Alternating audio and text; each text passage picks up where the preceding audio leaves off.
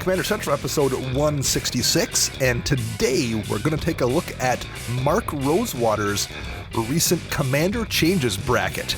I'm Dana. I'm Max. And I'm Zach.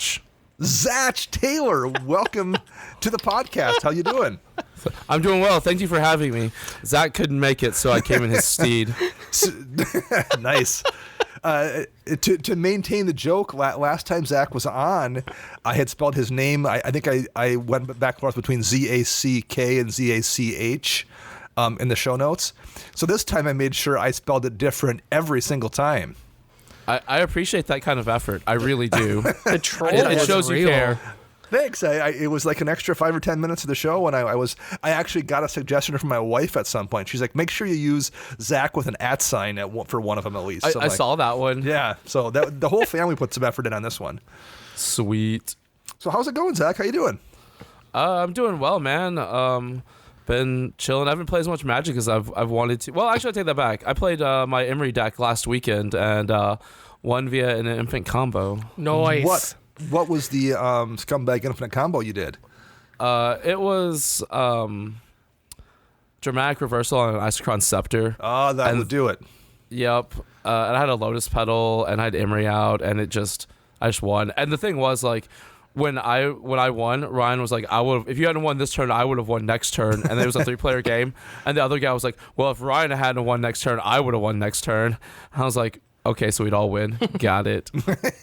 I was like, but I got there first. Right, yeah, you guys don't get bonus points for maybe winning next turn. Right? It's like, oh, you're first loser and you're second loser. Got it. Exactly. Take the win. Yep. How are you guys doing? We're doing pretty good. We're digging ourselves out of like 6 inches of snow today. Jeez. Or at least I am. I'm not sure if Max has to shovel at his apartment. Do you, Max? No, they provide that. It'll probably happen tomorrow at some point. I thought you had a house, Max, with a basement. I rent a townhouse, so it's like it's like a fourplex, but we all have a basement, so it's nice. That's sweet. Yeah, my kid isn't quite old enough to assign the shoveling duties to yet, so we're getting close.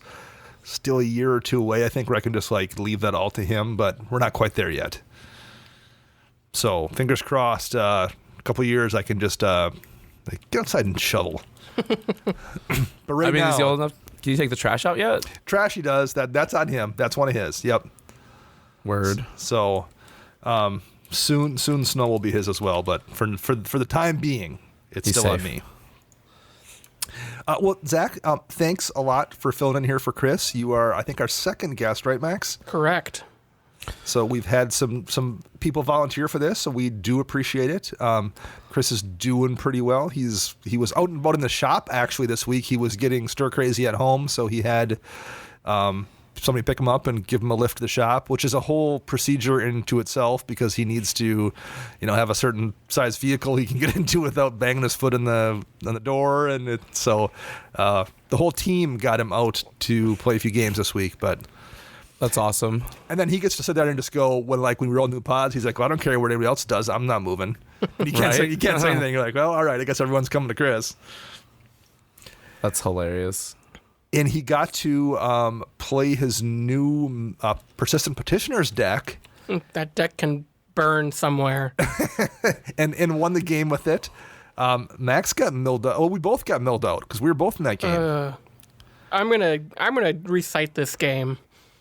Okay. He won via the card Crumbling Sanctuary.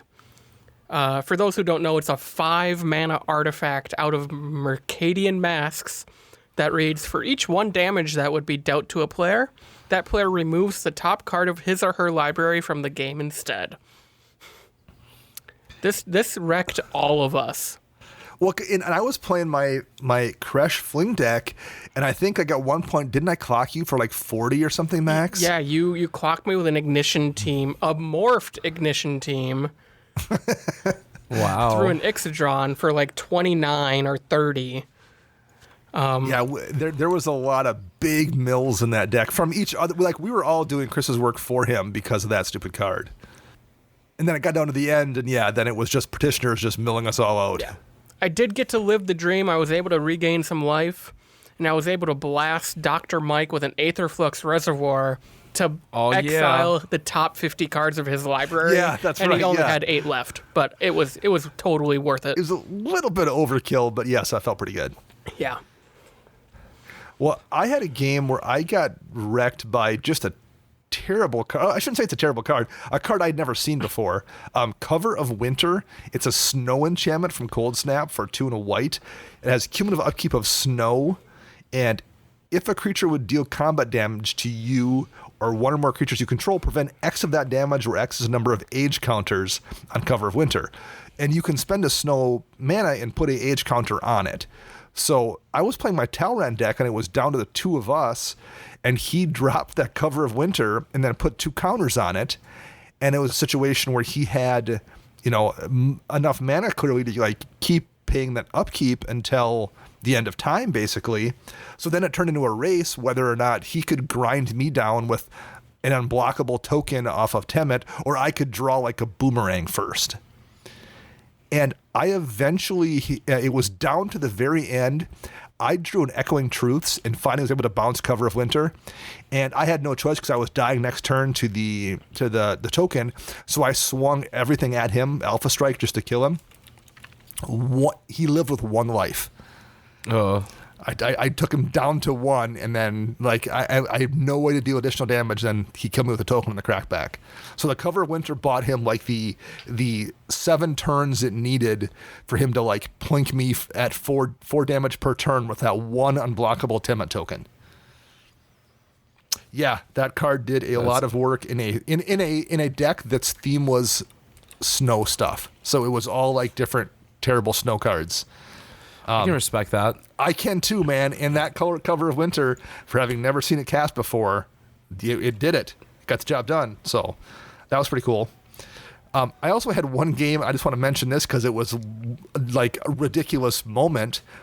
I was playing my Reki deck, and on turn 2, I dropped a Sylvan Library, and I think I was the last player playing that game. I passed to turn 3. Andre Falconwrath came down, who lets you tap to draw a card and then discard a card. Andre passed. The next player played a Phyrexian Arena. Then the 4th player dropped a Smothering Tithe, and then passed to me, where I immediately draw 3 off Sylvan Library. Like literally everyone on the previous turns played something that drew cards. Wow. Ew. That's a beating. And I'm playing Reki. On turn 3, then I drop Reki, who draws me cards when I do anything. So at that point, we're all 3 scrambling to try to find a way to deal with the Smothering Tithe. But in order to find an answer for the Tithe, because we didn't have one in hand, we were having to dig down in our libraries. So he's just dropping treasure tokens as, I'm taking 2 cards off Sylvan Library every turn, trying to find something finally. And I think on turn 5, I finally got to a Deglammer, and I think there was 16 treasure tokens in play already by that point. Man, Smothering Tides just gets out of control sometimes. Like on our last episode, which I don't know when that's going to air relative to now. I'm pretty sure it's already out. I don't know. Anyway, it was my second pick for best card of the year. It was Ryan's first pick. It's just, man, it's so brutal. Well, we're recording this show on a Thursday, I think, and that show is, I've listened to it already, so I think that's when it came out this week as of when we're recording this. So by the time this airs, it should have been out already for, I think, a week and a half-ish. So yeah, I heard it, and that was, I think, that was both in your top 2, I think, right? Right. Yeah, it was my 2 and his 1. Also, thank you for knowing the schedule of my podcast better than I. I appreciate that. Glad to help. Hey, I listen to you guys usually the first day you come out. That's one of my walk to work podcasts is Commander Social. We definitely appreciate it. I listen to you guys when I'm at work trying to not do work. I can respect that. Me too. Word. So one more thing I wanted to give a quick shout out for here before we move on. One of our very first Patreon supporters is a gentleman named Matthew Birdie. Matt isn't really local. I mean, he kind of is. He lives what is he, about 90 minutes away, Max? Yeah, not quite that. Just over an hour. Yeah. So he just happened to find the show online and listen to it, and realized we were over in Eau Claire and he wasn't that far away and he didn't have a play group. So he started driving over here to play with us. And he very quickly started supporting us once we got a Patreon up and running. So he's been one of our first supporters. He's somebody that we play with, 2 to 3 times a month when he can get over here. We're probably not going to see Matt now for a few weeks or more because him and his wife, Megan, just had their first child. So they have a brand new baby Magic player just home as of I think Monday, right? Yeah, this very early this week, yes. So that is awesome. Yeah, we wanted to congratulate Matt. He's been somebody who's been really supportive of the show and is just generally a good dude and has been someone that's been fun to play with and get to know as a person as well. So congratulations to the young birdie. Yes, congrats, buddy. If you wanted to find us on Patreon, Max, how would someone do that? Head over to patreon.com/CMDR Central. Check out our reward tiers if you're so inclined to be able to support us financially. We greatly appreciate it. One of our most popular rewards are the Decks You Play shows we do every Thursday. Yes, indeed. And you can also find us on Flipside Gaming. Yeah, head over there. Use promo code CMDR in all caps to get 10% off all orders, $10 or more. And I think we have a couple of contests here in swing this month. One for Patreon supporters, one for Twitter users. Yeah, so I found an unopened War of the Spark bundle in my closet, so we're cracking that open. For Twitter, we're giving away 3 packs of War of the Spark, and a lucky patron supporter will win the remaining 7 packs. All right. Any other business, Max? No, I'm good. All right. One thing I wanted to ask, I just got the ship notice this morning for my secret lair. I don't quite know why mine took so long because people were already playing their cards from their secret lair at the shop on Tuesday, and mine just shipped, I think, this morning. Did either of you two wind up ordering anything? No, I didn't. Like, I looked at them, and I was sort of intrigued by the Bitter Blossom one, but because I love that card, but I was like, yeah. And then the Kaleidoscope Commander people, like, I thought that was kind of cool, but I ended up not getting it. And you'd wound up not getting one either, isn't that right, Max? That is correct. I'm in Zach's boat here. I wanted the Bitter Blossom one, and I hemmed and hawed over the artwork of all things and the fact that it didn't come in foil, and that's what said, nope, I don't want it. And then I also was interested in the Kaleidoscope Killers one, and I just realized it'd make me want to build a really scumbag deck, so I didn't do that. That's the deal. Like the Scarecrow, like that's what I was thinking about. I was gonna go Ur-Dragon like the entire way. Word. Which one did you get, Dana? I wound up going with the Bitter Blossom one. Okay. In part just because I'm building my wife a fairies deck. Word. So I'm like, it'll use Bitter Blossom, and at some point I'm gonna want to build something with Bitter Blossom in it anyway, and I'm gonna just buy the single. So I might as well buy the Secret Lair and spend the same amount of money. So that was my thought process there. Yeah, because right now, like a Morning Tide Bitter Blossom's like $40-$50, and like the bundles were like 30, right? Yeah, or so the layers I'm rather. Buying a cheap Bitter Blossom. Yeah, that's legit. And maybe by that time I'll actually have my own Bitter Blossom, so I can give you yours back, Dana. There we go. Maybe. Nice. Okay, so the main show topic this week is kind of inspired by Mark Rosewater on Twitter, and he posts these head-to-head bracket things, kind of like the NCAA 64 bracket. And he does them for all kinds of different Magic-related stuff. And one he posted this week, his head-to-head, was potential changes to Commander. So people have been kind of talking about that, and we thought that would be a good thing to discuss here this week. A couple of notes first. Sheldon Menery straight up said, we're not talking about doing any of these things actively right now. So while these are things Mero suggested and people have been talking about in the community, at least according to Sheldon, none of these are things they're actively discussing changing. That is great news, in my opinion. Fact. So, well, let's talk about it, because that's kind of my thought as well. But we might as well just go down the list and share our opinion on all 16 of these. So the very first one here is a change in the hybrid mana rules, and what that is, currently right now, if there's something that's hybrid black, hybrid white, you can't run it in a deck that has black. It can only be in a deck that has both black and white, which is a different thing in Commander than it is in other formats. You can still run your Slippery Boggle in your Modern Boggles deck that doesn't have any blue stuff in it. Whereas in Commander, Boggle would only be eligible to be played in a deck that has both blue and green. So what do you think, Zach, of potentially changing the hybrid mana rules?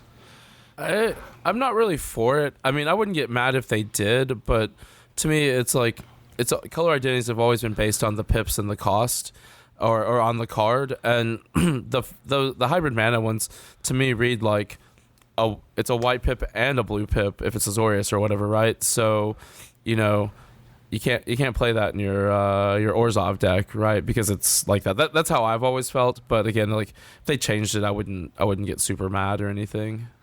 How about you, Max? What are your thoughts? Yeah, I'm kind of in the same boat. I wouldn't, out of everything on this list, I think this is the one that I really don't care the most about. Like, if they change it, they change it. If they don't, cool, status quo.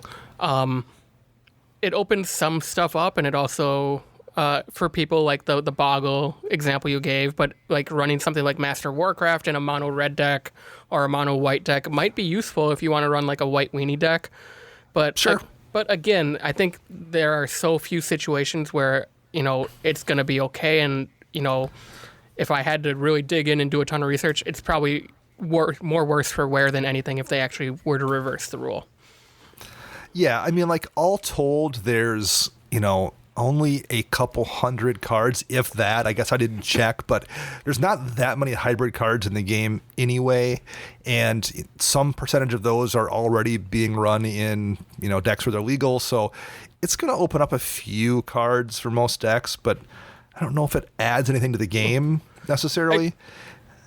I think my biggest concern would be the ones that are like generic mana, hybrid, Yes. colored mana. So like your Beseech the Queen or your Reaper King, right? He's hybrid, isn't he? He's color hybrid, so you would... No, never mind. Yeah, well, you could technically run him in any deck then at that point, because you could just cast the colored pips on him, so yeah. Right.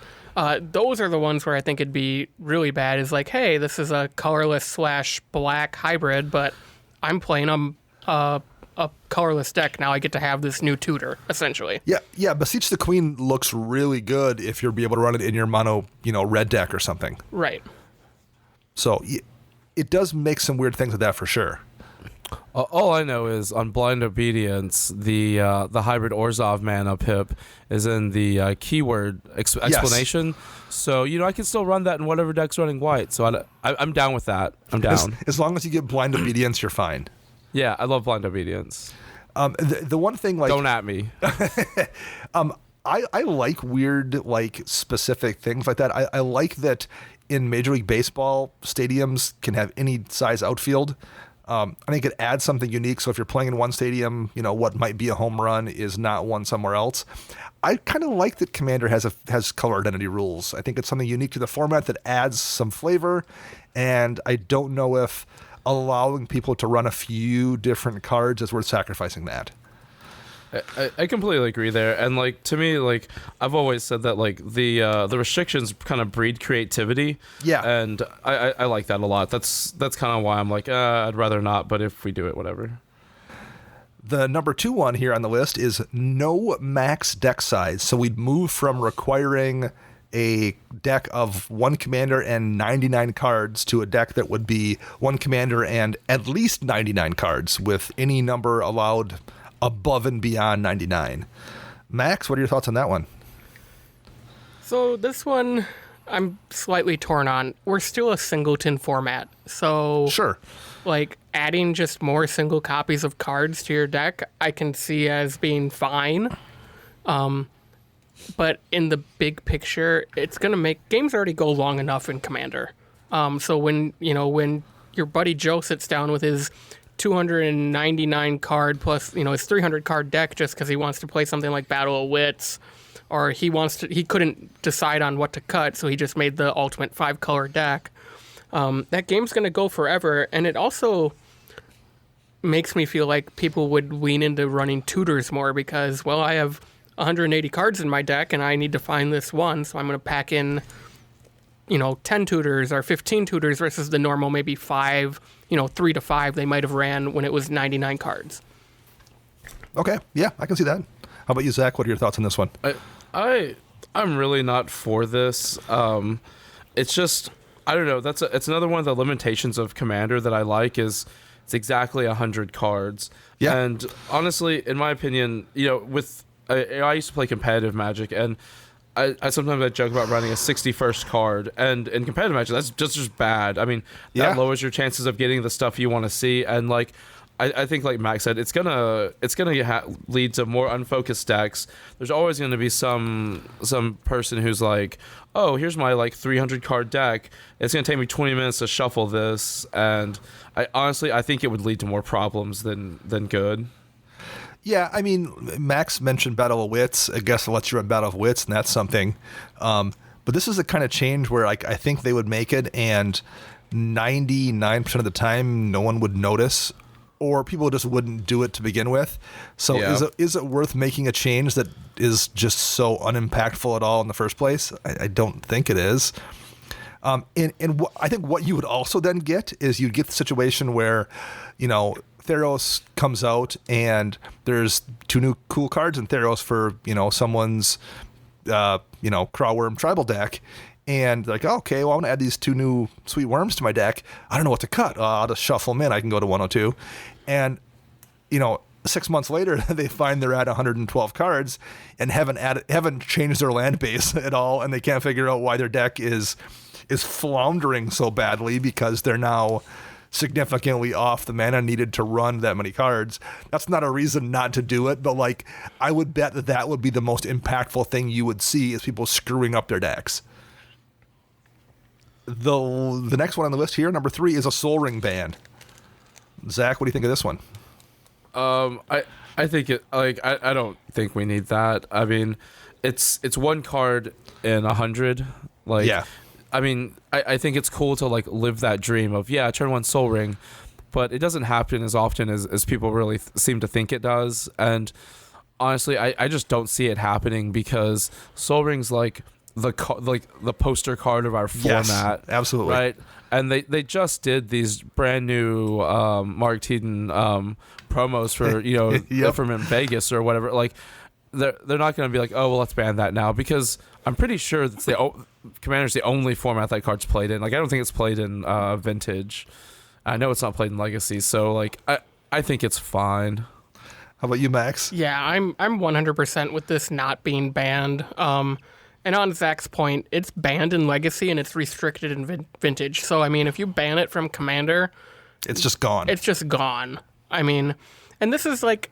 Sol Ring is that card that kind of gets those new Commander players excited sometimes when they see that, wow, a one-costed mana rock that makes me 2 colorless mana. This is awesome, And, I mean, it's been printed into oblivion, and it is still almost a $4 card in some cases of what printing you get.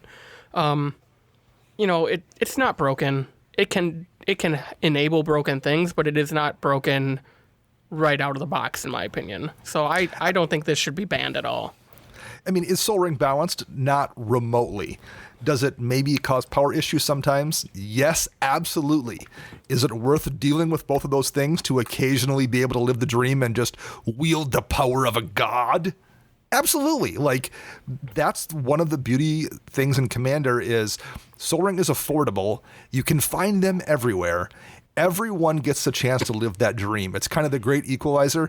Not everyone can afford a Mana Crypt. Not everyone can afford a, Mox Diamond or whatever. Everybody can kind of like run a Sol Ring and get a chance to feel that huge turn 1 play. And if they win the game because of that, maybe that's worth it to have everyone get the chance to do that once in a while. So yeah, I would absolutely not want to see Sol Ring banned. I might be okay with Crypt or Vault getting banned or something along those lines because there's a whole different deal there with the cost of those cards and the discrepancies you have between people that can afford them and those that can't.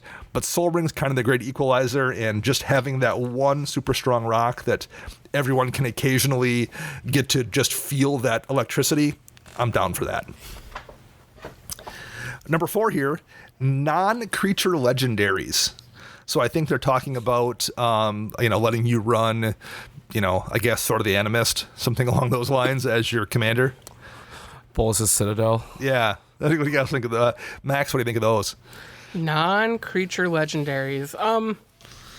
I don't see what the point is. I guess it sounds like something we would do on like a random Saturday. Like, hey, you have to use a non-creature legendary to build an EDH deck around, and we're gonna play, two games. Do a little like 8-player tournament, and Everyone's then gonna do we're shots in the middle of never it. gonna do it again. Yeah. Like everyone's going to drink while you're doing that. It's going to be something ridiculous. Yeah. I mean, like it would be fun funny to make a stupid deck and do that once or twice. But, Zach, what do you think of it? I don't think it's great. I pulled up a list of like non-creature, non-planeswalker legendaries, and like I don't know. I don't think you're gonna get it done with those things. Like there's actually not that many. Hold on, wait, maybe there are. There's Maybe my math is 152. Yeah, that's what I got too. I don't know. I think it would lead to slow games. I think it goes against the spirit of Commander because your Commander is supposed to be like a legendary creature, like an awesome creature, right? Not like an awesome sword. Like your awesome sword's not right. Or your awesome Biden of Thassa isn't gonna like lead your army into battle or whatever, right? Like I just like the idea of it being a legendary creature. I'm going to give this answer to, I think, a few of these. This will be the first one where I use it. But I think the game already is kind of heavy on the advantage of winning via combo. And that's not necessarily a bad thing. But like killing everyone simultaneously is much more efficient than grinding people down with creature damage. This is the kind of thing like you're losing the ability to both deal commander damage out of the command zone and, generally speaking, combat damage, at least from that one creature. In addition, whatever legendary artifact or enchantment or whatever it is you'd be running probably is something that's going to be a combo enabler in some way. So it's just one more thing that's going to further push combo as the best way to play. And I think we're already at that point where you kind of have to fight against that if you don't want to do it. So I don't think that's good for the game necessarily to further slide us away from a damage as an option and more into combo as being really the only way to play. On a similar vein to that one, I'll probably give the same answer here once we get into it. But number 5 here is no commander damage, basically removing commander damage from the game. Max, you don't like that one? That is totally not what Commander's about. I agree. How will you ever kill the Allura player? You don't. That's the thing. You mill them out then. I mean, I guess, right. I mean, not that, well, I mean, it does matter. I actually killed someone with commander damage this week. It wasn't like grinding them out commander damage, but it was a situation where I buffed all my creatures enough that I could kill one person with Reki and kill the other 2 people with the rest of my creatures. And if I wouldn't have had commander damage, I would have had to send damage in a way that I wouldn't have been able to win that turn. So, I mean, it does make a difference. I think in some metas, like Josh Kwai is always someone who talks about removing commander damage because that doesn't happen very often. That's probably true in his meta. I don't think he's making that up. But I don't think that's necessarily representative of most metas either. I think commander damage is relevant in a lot of places. Yeah, I tend to agree with that. Like, I've never really been down to get rid of commander damage. It's just, like I said, it's part of the game. And, like, even in our meta, like, it's a thing sometimes. It matters, for sure. Yeah. Like, I mean, I'm sure there are some, in a vacuum metas where it's not a big deal, but that doesn't mean it's like that everywhere. Well, Max has 2 decks that pretty regularly kill with commander damage. Dromoka does, and so does his Enchantress deck. Okay. And actually, I mentioned killing someone with Reki. I actually died this week to commander damage from an Aurelia that was wearing Blackblade Reforged. And because Aurelia gets the extra attack step, Blackblade Reforged and Aurelia just kills you literally every time. Like, if you can cast Blackblade Reforged, you can kill someone with Aurelia. So yeah, I think it's more relevant than people think. The one suggestion I've heard, and it's not in this list, but obviously people suggest unified commander damage. So instead of needing to deal 20 damage from a specific commander, you could maybe make it like 30 damage or 25 damage from any commander. I think that could be something that might be. It's easier to track then too. I understand the thought behind that theory. I would get so salty if I'm the guy that's like, I did 20 of the 21. And Zach, the guy after me, chips in to kill you, Dana, for that last point of damage, and he gets to brag all night like, yeah, I killed Dana, yeah. I mean, I look at it from the opposite way. Like, so say I'm suddenly the threat at the table, and then everyone just comes at me with their commanders, and it's 3 against 1 on the commander damage. Like, it would have to be more than like 25. Like, it'd have to be like 40 or something. I think if we did unified. Sure, but then there's the problem. If you raise the number, okay, so let's say you raise it to 40. Well, that's just 40 damage. You just die. Like, unless you've gained extra life, that just kills you. So there's at some point when you raise it above the 20 damage, you hit a point where it becomes pointless because your life total's already gone kind of anyway at that point. There's times when you hit somebody for 20 commander damage and they still, wouldn't have died normally, but once you get up to 30, well, at that point in the game, they're probably not at 30 life, so the 30 commander damage would kill them anyway. So yeah, I don't know if there's a way to balance that either. But removing it, I am definitely against. The sixth one here on the list is fourth player advantage. And what that means is because the fourth player goes last, there's a disadvantage to that. And the thought is to find some way to reward the last player. So maybe you get like a free scry or start at 42 life or something. What do you guys think of that? Zach, what do you think of that? I mean, maybe the fourth player just starts the game like everyone else. 7 cards and 40 life. I mean, I don't know. Like, I've gone fourth before in a game, and I've never been like, oh man, I'm so behind. Like, it doesn't. I don't care if I'm the fourth player or not. I mean, yeah, I'd rather be the first player, but I'm not sad about being the fourth player. Yeah. What do you think, Max? I agree. I typically go third or fourth a lot at our shop. You're just bad at rolling dice.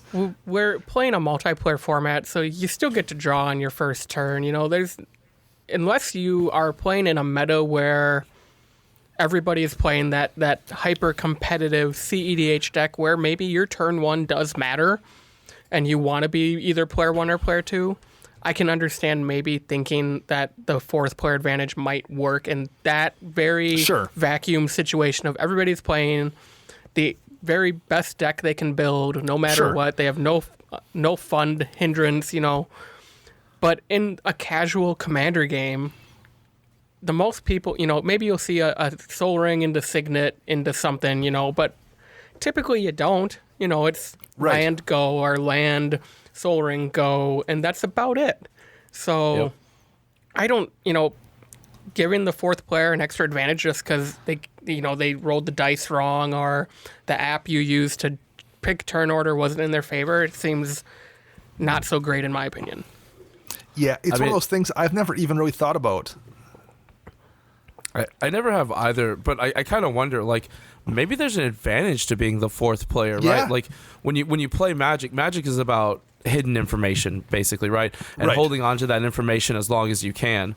Well, if you're the fourth player, you're the last to show information. Like, I mean, maybe I'm wrong, I don't know, but like, I kind of wonder, like, I wonder if that actually is an advantage. Yeah, no, I hear you. Absolutely, I think it can be in some situations for sure. Yeah, I think that's where, amongst other reasons, this is where kind of Commander differs from competitive Magic, where in competitive Magic, you typically see the player take the play versus the draw. Right. Because you want to go first. You want to get that threat on the board right away and pressure your opponent because, there's money on the line or, a Pro Tour invite or whatever they're called now. But in Commander, we're here to have fun. And yeah, everyone gets a little competitive every now and then, but not enough to where I think the fourth player needs an advantage. Well, and once you fix that and give the fourth player an advantage, then the person who's playing third is the suboptimal seed. Right. So, like, where does it end? And then, I'll say this, like, when I lose a dice roll and wind up going fourth, it always feels bad but it feels bad not because I'm disadvantaged. It feels bad because I don't want to wait 3 people to go. I want to start playing Magic. I don't want to wait. Right. Like, that's the only downside as far as that's the only one I ever think of. I don't ever think, oh man, I'm at a disadvantage. I just think I don't want to wait. Right. So I will say that I like taking the draw when I play Legacy Max, so we should play Legacy sometimes. If you buy me a Legacy deck, I'll play Legacy with you, Zach. I told you next time we saw each other, I'd let you proxy any Legacy deck you wanted, and I'd put it up against my Manaless Dredge. I've definitely taken the draw in like a pre-release or limited deck or something where I like have a really super grindy deck that I want to just draw cards and like, not win till turn 14 or something. So I've definitely done it in that environment, and I think there's a lot more commander decks that play that way for sure. Yeah. All right, number 7 here. Changing the amount of poison it takes to kill somebody. I'm for that. I'm totally for that. You think it should be more than it is currently? No, I was thinking less. I was like less. I was thinking like 5. I feel like 5 is good. 5 poison seems fair to you? All right. Yeah. What do you think, Max? This is probably the one on the list I'm okay with agreeing with. Poison is a pretty hard to do in EDH because I think we said this a few weeks back. Once you kind of show that you're playing Infect, you've shown your trick. It's a one-trick pony. The table kind of turns on you, unless you do the Ikarat, Atraxa, Proliferate shenanigans where you just give everybody one and end up winning through Atraxa. I think Infect would be less maybe targeted if it was maybe like 15 instead of 10. Because it gives your opponents like, okay, he did 3 to me. I have more time. It's not like I'm going to die next turn if he lays another creature or something. I don't know if it's going to change how people view Infect. See, I already feel like Infect isn't that scary. I mean, at least it's not scary. It's scary in that you can get killed really easily to Infect, but I feel like it's way tougher to win a game with Infect. So while you might bump one player out, I just don't think that. I think that's true of Rafiq too. Rafiq can take one person out and has a real tough time killing the rest of the table. I think Poison and Infect tend to work that way. I think you can kill that one person out of the blue, and that definitely sucks. But it gets real tough to kill the other 2 players at that point. I don't think Infect is necessarily that powerful that it needs to get bumped up. I've died to way more, like, I would dare say this calendar year, I've died to more mill wins than I have poison. I've probably died to more Helix Pinnacles than I have poison. You should play with me more. So, maybe. Yeah. Because, like, honestly, if Infect went up to 15, as an Infect player, like, I wouldn't really be bothered by that. Okay. Maybe, I'd be interested to hear Craig Blanchett's theory on this too. But like, for sure. The way that I play Infect is usually like, I just get like 1 Infect on everybody, and like people are like, oh, it's just 1 Infect, whatever, and then I proliferate it out to like 1 million. Sure. And that's probably the best way to do it. But again, I think but is that even at 10? Okay, so let's say you win games that way. Is that unfair? Like, are you winning games that way more often than someone is winning through whatever way they're winning games? I just don't think so. No, definitely not. Like, they're definitely, like, if they see that I'm playing Infect sometimes, because that's why I called my Tatiova deck Tatiova's Secret Infect, because Tatiova is my draw engine in Simic, sure. Right? So they don't know it's an Infect deck till I'm like, I'm attacking with Inkmoth Nexus, and they think it's just like a random include, and I'm like, oh, Awakening of Vitu Ghazi, cool, you're dead. Nice. Now, here's my question. We haven't seen a new card with Infect in years, right? Yeah. Would your opinions change if we saw... What if Modern Horizon gave us 5 new Infect cards, 1 in every color, or, if something like that happened? If we saw more Infect this day and age, would you maybe say, hey, there's more access to it? Maybe we should up the poison counter count to 15 or whatever? Maybe. I think number one, you wouldn't see it in Modern Horizons because they don't want to change Infect for Modern. But like I could see them adding a poison commander in Commander because Modern players couldn't play those cards, and I don't think it's really a problem in old formats where they could play those cards. So I could see them absolutely adding a poison commander in like a precon or something, and adding more poison cards, and then maybe making this change along with that to balance things out. But I don't know. I don't think there's another place for them to add poison that doesn't screw up other formats, really. Yeah, if say Commander Legends, right, had like an infect commander and maybe like 5 or 6 infect cards, I think infect would probably get a little popular, but I think it would just be in vogue it'd be like the new cool thing. Right. And then it would just kind of go back to where it's at now in Commander, where it's not like a heavily used mechanic. And I think we'd probably still be okay at 10. Then I sell off all the leeches I've been hoarding as a deep spec and make them mint. No, I'm not hoarding leeches. I'm kidding. I mean, I'm hoarding Ichor Rats. I'm not. Number 8 on the list, Return of the Tuck Rule. What do you think of that one, Zach? If the Tuck Rule comes back, I quit. I'm out. I mean, I'll still make a Gone. podcast. Sure, I'll still make a podcast on Commander all day long, but I will stop playing. No, I had a bad experience with this. I didn't know the Tuck Rule. So I played when the Tuck Rule was still in a thing. Yep. And someone tucked my commander. I'm like, no, you can't do that. It goes back to my command zone. And they're like, no, it gets tucked in. I'm like, what? Because commander decks are built around the commander, right? Right. And if you just lose access to that, it's like, well, thanks for shutting my deck down. Like, I think it feels bad. I agree. What about you, What do you Dana? think, Max? No, you go first. So Yeah. So this is the point I made, and actually right before Tuck got changed, we had this conversation, Max, and I don't know if you even remember Max, but we had it over dinner before we played on EDH night, and I said they were going to have to change the Tuck rule at some point because it wasn't a big deal when Condemn and Oblation and Spell Crumple were like the only 3 cards that would tuck stuff, but every year they would release 1 or 2 new ones, and you were going to get to the point in Commander where it just made sense to run every possible card you could that would tuck stuff just to make someone's commander go away for good. So I think my comment was at some point they're going to need to deal with this, and then they actually changed the rule like weeks after we had that conversation. So that's that thought of mine hasn't changed. I think there's once upon a time back then, if you were playing blue, people ran Spell Crumple and they ran Hinder just to tuck commanders. They ran Condemn to deal with commanders. They ran Spin into Myth, and were a couple of board wipes. Was it Final Judgment that tucked, or was it? There's one of them, one exiled, one tucked. People ran those just to deal with commanders and make them go away for good. It felt bad, but it's also a problem when like people were going to run that many ways to deal with commanders for good, and then your only way to deal with that is to then stack your deck with sack outlets to counter it. I mean, to be fair, I'd be okay with tucking a Mogus or an Aloro Sure. or Well, a Crufix. But I did a ton of that. I was running. Yeah. I still run to Glamour and Night of the Aether, but like I buried a lot of Chris's Mogus. Chris's Mogus was at the bottom of his deck a lot from Unravel the Aether. Nice.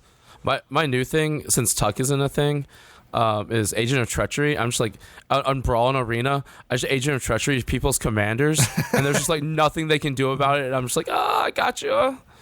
But the real thing that really bothers me about this story is, why wasn't I invited to this dinner 5 years ago? It really hurts my feelings. We should have. Because that was where we started doing this pod. We kind of were like, we should just basically tape ourselves having these conversations and make it into a podcast. That was kind of the origin of the show. Dude, that's awesome. That is awesome. Okay, Max, so what did you think? You wanted me to talk first? What's your idea here? I would like it to come back. You would, really? Okay. Yes. I think Scumbag! that one, yes. I think it added an interesting, chaos is the wrong word, but it added a weird chaos element to the game. You know, It definitely did. you know, and I also was like, well, if I'm going to have to tutor for something, have my opponent tutor for something, I'd much rather have them tutor their commander out of their deck than, That's Blood true. Bond or Rift. Yeah. That's a good point. And I think there's just enough stuff now to where maybe the commander isn't the scariest thing you want to tuck now. Yeah, maybe. Some decks it is, I get that, but But you can already tuck the other stuff as it is. And I'll channel my inner Chris here. He kind of advocates don't build your deck around your commander. Like, make sure your deck can do its thing without your commander out. So I guess I wouldn't be hurt if it came back, and I'm also okay with the rule staying the same. Okay. Well, number 9 here, wish boards. What do you think of those, Zach?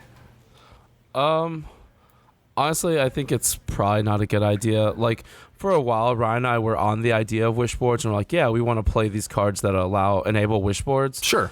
But like at the same time, that's basically another 15 cards in your deck, and I don't know. It just feels like it would add time and be complicated and a pain. Like a point we had for it was, I mean, using a card for your wish board, getting a card on your wish board would be harder than just straight up tutoring it and adding it in your deck main. But again, I think it could cause some problems. How about you, What do y'all Max? What do you think? think, Max? I think wish boards are a crutch for people who can't cut down to 100 cards. Yeah, I mean, I think- a little bit, Yeah. sure. I think the people who constantly advocate for them on Twitter and social media are because they literally don't want to take the time to figure out, is card 1 of 15 better than any of the 99 in my deck? And then the other thing it leans itself to is just you can do scumbag things that people will never see coming because you technically can't look at their wish board. Correct. I was gonna say, like, if you mind slaver someone, like this was a Commander Rules we did recently, right? You control that person and you can see like whatever they have, except like if they had like a wish board, which would Right. be a sideboard, basically. You couldn't look at that, so anything could be in there. Yeah, I think I agree with all the things you guys said. I think it's a time waster. I don't know if it adds anything to the game necessarily anyway. It's one of the things that I mentioned before where it just makes combo even stronger because there's enough things that you can combo with your wish board. The last thing I would say is there's a lot of kind of deck and color hosers that people maybe wouldn't run because you don't want to main board in your deck draw, destroy all islands or destroy all swamps or whatever it would be if you're not playing against those colors. But if you had the option to have them in your wish board where you're like, Yeah. I'm playing against a mono black deck, I'm going to go get karma right now out of it and just kill them in a turn. I think that's where it gets really tempting to just run specific deck hosers in your sideboard to go then wish board to go get against that certain deck. And I don't think that's any good for anybody. Yeah, and honestly, if we had a wish board, like I straight up would have a wish board of Microsynth Lattice with Karn the Great Creator Sure, in my deck, yeah. and then I'd tutor up Karn somehow, and then I'd use Karn's ability to tutor up Microsynth Lattice out of my wish board, and then I just win, and that's gross. Yeah. Yep. And I love gross things, and I'm saying that's gross, so that says something. Number 10 here will be changing the mull rules. It doesn't specify what that would be. Something that just means changing them from something that to something different than where they're at right now. Do you have any thoughts on that one, Max? I don't mind whatever the current mulligan system we're on now. Is it London? Is that what it is? Yeah. I'm fine with it. As long as we don't go back to partial Paris, I'm open for any other suggestions.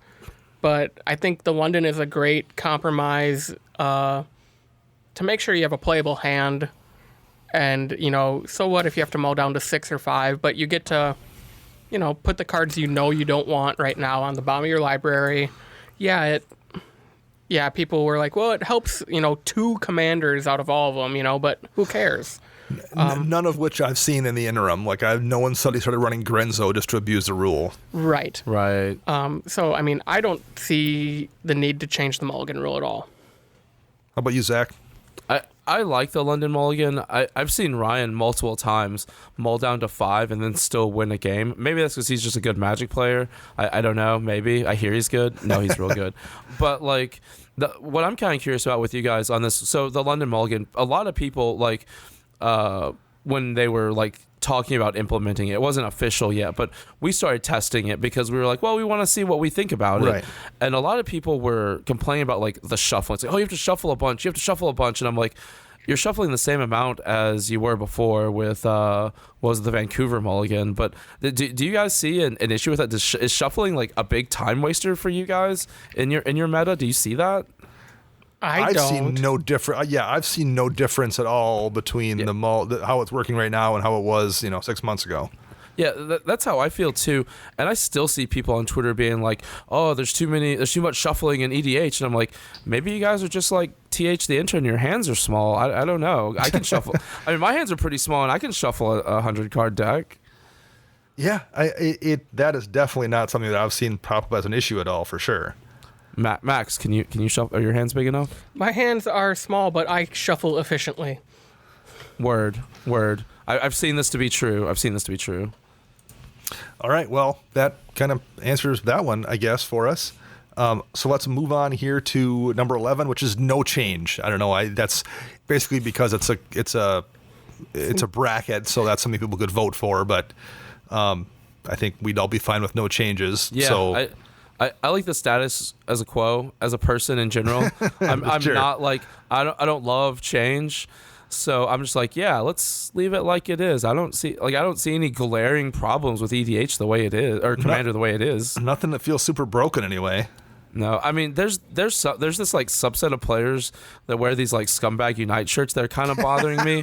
But honestly, I own one too, so I guess maybe I'm part of the problem there. Could be. So number 12 on the list is a life total change. So I guess probably that means lowering the life total, but I mean, conceivably that could mean raising it. Do you think, Max, there's anything that needs to get changed in terms of starting life total for players? No, I think 40 is fine. I know some play groups maybe go down to 30 because they need the game to go a little quicker. And if that's what your play group does, awesome. Good for them. Good for you guys. Do whatever you need to do to make sure you have an enjoyable experience playing Commander at your kitchen table. But I think when you go to something like a Command Fest or a Magic Fest or your LGS, you're going to be there playing games for 45 minutes to an hour and a half, depending on the type of games you guys are playing. And 40 life is just, is fair. It means, that's 10 life per player in the pod. In a standard 4-player pod. And that touches on something you guys touched on with your episode. I guess it came out on Monday, about house rules, right? Like, not a fan of house rules just because people have these house rules and they bring them to Magic Fest and expect it to be legit, and then it's not. But right. As far as the life total goes, like, there's really only one change that I recommend, and that if your name is Zach Taylor, you start at 60 and everyone else starts at 40. Like, if they put that on, the EDH page, I'd be fine with that. That seems like a reasonable change, I think, is just for you specifically. Yeah, it's the Zach handicap, right? It goes along with the Zach's 75% theory, which is similar to Jason's alts theory, except that I build my decks at 100%, but I play at 50%, so it still averages out to 75%. That math seems right to me. I had to double check it with Ryan before I started saying this, because I'm not good at math. Myself, I don't think it needs to change at all. I mean, if you lowered it, it might help aggro out, but I think it hurts other strats as well. I think once upon a time, Commander games had a reputation as, pretty traditionally going 2 to 3 hours each. That does still happen, but like, I don't know, most of our games, I think, more often than not, are pretty zippy. At least where once upon I a time, play. going to get banned in EDH, you think? I don't think so. I don't either. I think it'll be fine. You said it, and I had that comment. I hear you. So, yeah, this isn't one I think we need to really think about too much. So, Nah. Number 13. This is kind of a hot one, though, for some people. Planeswalkers as commanders. Zach, what are your thoughts on this one? I hem and haw back and forth on this. It basically depends on if I see a Planeswalker that I'm like, that would be a cool commander. Sure. But, like, I'm also in the back of my mind thinking, oh, that Planeswalker could be a cool combo commander, right? Like, I think the other thing is about Planeswalker. Like, I'm against it. I decided I was against it after, but because the thing is, what I realized with War of the Spark, Planeswalkers extend games because people spend their time attacking Planeswalkers, not the main players. So it makes the game go longer, and games are already long enough, right? Because if your commander's powerful enough to be like, the one that I was really hot on was Tezzeret, Master of the Bridge. I was like, I want this guy as a commander so bad. And I even was like, Ryan, let's have some house rules. And that's when he told me about the house rules thing. I was like, okay. But like, I was gonna do combo stuff. Like, there's no way I wasn't. And people would spend all their time trying to stop that rather than attacking me directly. And I think that could be a bad deal. What do y'all think?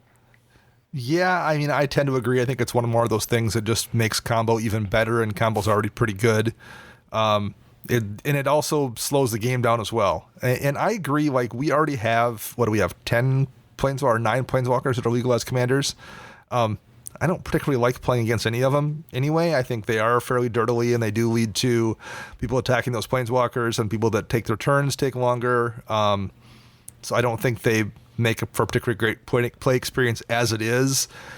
And they're never going to test all the planeswalkers anyway. Like, No. we're just going to get a mess of bannings then for a year as they figure out what things are a problem and what aren't. I don't know if that's useful particularly either. So I just don't think it brings many pluses, particularly now that like Brawl and Oathbreaker are a thing. Exactly. That was the point I was going to make. Like, if you want to get your Planeswalker as a commander fix, there you go. We have options now. How about you, Max? What are your thoughts? I would not like to see this get changed. Like, I'm fine with them not being your commander. Like you said, Dana, we have a dozen or so that can be your commander, which are great, and they were probably designed for that feature. I'm so afraid if this gets changed, not just the planeswalkers, but all the support cards that would eventually get banned, like Doubling Season. Like, would that just be Yeah. like an auto like ban Doubling Season? Absolutely. And take out every token deck that runs green. Plus, they don't do commander damage except for the random Gideons, that turn into creatures. So it kind of takes away from the spirit of the game. And if you want to build a deck that doesn't focus on commander damage, there are probably just a better legendary creature that can do that for you. Yeah, like I said, I just don't know if it brings anything worthwhile in terms of what the trade-offs would be by doing so. The only thing that I can say for Planeswalkers as commanders anymore is flavor-wise, it makes sense to me. Yes, for sure. Which it makes it kind of hard. And the thing is, I think that's why we have Brawl, where we can play Planeswalkers as commander, because Planeswalkers sell Magic sets, right? We Yeah, saw it with they do. Oko. We saw it with Elsbeth back in Theros days. And, when you can play them in Brawl, like, that's enough for me. I'm pretty much with you there. Number 14, change to the partner tax, which would be, I'm assuming, some kind of a cumulative tax to partners where instead of paying, the tax for each individual one, it would, be 2, then 4. So immediately be paying 4 for the second half of the partner. What do you guys think of that one? No, Wait, don't what? change this. Wait, what is it now? So, like when Max would play Regna, he would immediately then have to pay 2 for Krav. So the tax would go into play for each, instead of being on each individual partner, it would be on the pair. So for the second thing from the zone. Okay, so now, like, if you can play them both for their printed mana cost the first time. Yeah. Yeah. Okay. Part- that's how. Each partner has its individual tax currently. Yeah. Yeah, that's fine. Yeah, I understand why people might want this, because there are some of those really cheap partner commanders from the, Commander 16 is when they were introduced? Yeah. I mean, fiscally, they're not cheap. Right. Some of them. Yeah. But, then you have the higher end ones, or even the planeswalkers like Will and Rowan. Those are both, 6 drops. Okay, if you want to cast... If you cast Will and you need to cast Rowan next, that's now 8 mana. Right. That's going to slow games down. It's Yeah. going to slow things down. I understand the theory because it is tracked separately. I think if you're going to change something that applies to partners, you have to change a lot of things that apply to partners outside of just attacks. Then, what about commander damage? Do they get cumulative between the two of them, or is it just based on one or the other? It's separate right now, isn't it? It is separate. Stuff like the Commander Storm cards from 2 years ago, those would all get kind of changed, I'm sure.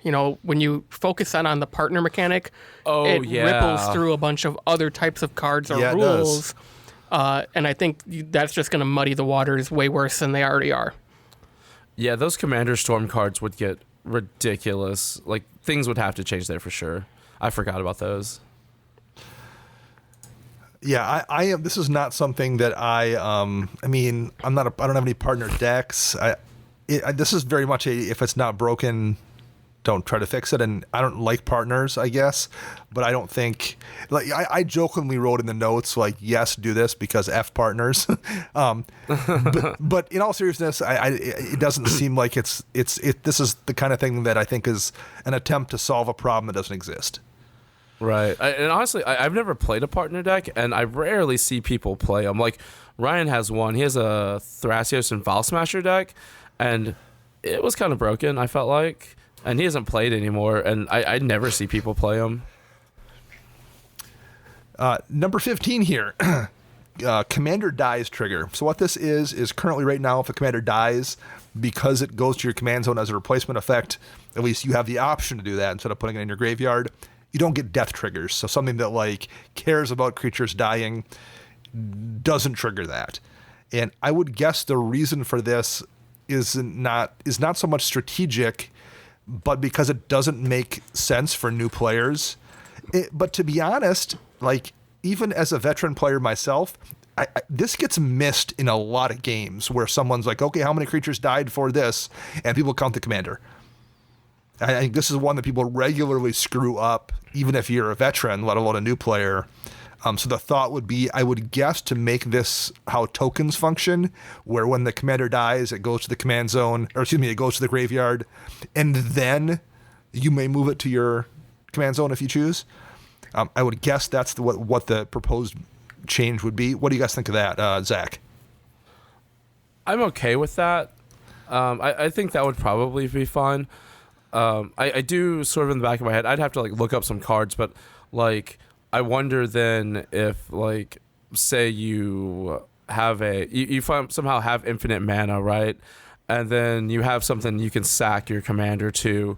It's just a creature you can cast over and over and over again. And I wonder if that lends itself to combos. It might not be a thing, but at the same time, like, I get it right now because it's a replacement effect, so it never hits the graveyard. But like you said, if they made it like tokens, it hits the graveyard and then goes to the command zone. I think that would be better for newer players. It makes more sense that way, and it's less hard to have to explain like replacement effects and things like that. What do you think about it, Max? Magic is a complicated game. That's very true. And of all the complicated things in this game, I think this is one of the least complicated things. I think it's not so much that it's comp. I think it's easy to understand. I think it's just easy to mess up and do wrong. Yeah. I also think there are a lot of cards in this game that one extra goes to the graveyard trigger to draw a card or something will benefit a lot of people, which is both good and bad. Well, that's why I play Hushbringer, so it doesn't matter. Well, it makes things like Roll-esque way better because Roll-esque now triggers without you having to like put it in the graveyard and then deal with some kind of shenanigans. Or what's the white commander that gets a +1 counter, and then when it dies, it makes a vampire for each counter on it? Alenda. Alenda. Right now, if you want to do Alenda stuff, it has to go in your graveyard, and then you have to, reanimate it to get it back. In this case, you would get those Alenda counters right away, too, so I think it would make Alenda much stronger. Yeah, I would be fine with this change. I do think it would clean things up a little bit. This was something last year when Command Zone reached out to a bunch of content creators and wanted us to do little video segments with suggestions. This was one that Joey Schultz on the EDH Recast was really hyped on. This was one of his ideas. Go figure. And yeah, and I get it. I think it does make sense, but if they never make this change, I don't know if we're losing out very much either. I get the logic, and I would be fine with it, but I think Max makes a fair point. It's a complicated game, and you can just deal with it. Yeah. So the last one here, number 16, to allow silver border stuff in Commander. Zach, what do you think of that? Okay, so when I was looking at the show notes, I misread this. Okay. Because in the show notes it says !_Z, but I thought it said allow a sliver board, which I thought was like a sideboard of slivers. And I'm sweet. Like, yeah, man, I always want to bring in a muscle sliver to pump my Mutavault. That seems like a thing I would do all the time. Sliver board would be the best. But no, silver border cards, honestly, I don't think it's a good idea. They're all the uncards, right? Right. They yeah. make they make things more complicated. When you get an unset is not a set for beginners, Right. And I don't say that disparagingly. It's just there's more special rules, and it could be a real pain. Like problems could happen. That being said, I wish that they would allow not silver border cards, but like the promo cards. That Soul Dragon thing. It's not legal, but Like- I want it to be. Like the Hero of the Realm cards that they design internally. Yeah. But I know those aren't silver border. Sorry No. to change the subject a little bit. But what do you guys think about silver border cards? What do you think, Max? I think the unsets are designed to do things that normal Magic isn't supposed to be doing. And when you add those cards into the entire Magic library of Commander, I don't want people mucking around with that with my cards. You know, the Chaos Confetti or the Nerf Dart card. Games are already long enough, and some of those, especially the newest uncards, like the high five one, how many high fives can you get? You know, that game's just going to go forever. The craziest one's the Urza Planeswalker. If you play that guy, it's like, well, let me go to a website and click some things and see what happens. And it's always random. Like, you can download the list, but still, like, that's a lot of stuff. I will say this, like, Dana and I both played against someone who played that Urza Academy headmaster in Kansas City this year, and she was very nice. She said, hey, my deck is, built. I like to use Urza if you guys aren't okay with it. She had a backup. And to be honest, it was more of just like a 5-color control deck, and Urza did stuff, but it wasn't oppressive, in my opinion. No, it was fine. I wouldn't expect it to be oppressive, just like having to pull up that thing on your app or the website on your phone and click it and like time wise. Like, and the thing is, what's cool is, at least she brought it up and asked you guys. Sometimes I've sat down and played games where people are like, oh, hey, this non-legendary creature is my commander. Like, cool, right? I mean, not cool. I'm not asking. We're just doing this. And I'm like, oh, I mean, sure. Yeah, I mean, there's plenty of cards that would be interesting and fun and wouldn't cause a problem, and there's just a bunch that would be annoying. It'd be annoying. Like, I don't want to be annoyed when I play Commander. Right. And I don't want to have to keep track of whatever weird, like, whoever can burp the loudest gains 5 life. I just don't want to, like, if we're playing some goofy game like we talked about before where everyone plays with a, legendary weapon or something once in a while, I guess would be fine. But I don't want to have to sit down at a table and be like, okay, is this like, that already is an issue. Like, I don't want to play your chaos deck for the most part. I definitely don't want to, have that many more chaos-ish decks if we allow silver border. So for at least me personally, like, I don't want to deal with it, and I just can't imagine that that's good for the format as a whole either, where you go to a Magic Fest or go to, Command Fest or something and sit down and you're like going to face this weird silver border deck that has dexterity checks and that kind of thing. I just don't know if it adds anything to the format. I mean, it adds an annoyance factor. I'll put it that way. Right. Yeah. Nothing positive, I guess. I would phrase it. So, okay, that's 16 of those. Wow. Yeah, we went through all of them, and if this list went away, I don't think we'd necessarily miss out on much. I mean, I definitely voting 11, no change all the way. I Same. think so as well. All right, so that's our victory. But if anyone out there would like to share what they think of this list, feel free to write into us on Twitter or through email, or leave a comment in YouTube, or put a message in a bottle and throw it in the lake. We'll probably eventually find that as well. Can I give a feedback message? You absolutely can. Sweet. It's the power of being the guest. I would like to submit a number 17. Well, that'd be Unbanned Paradox Engine. You're never welcomed back. you monster.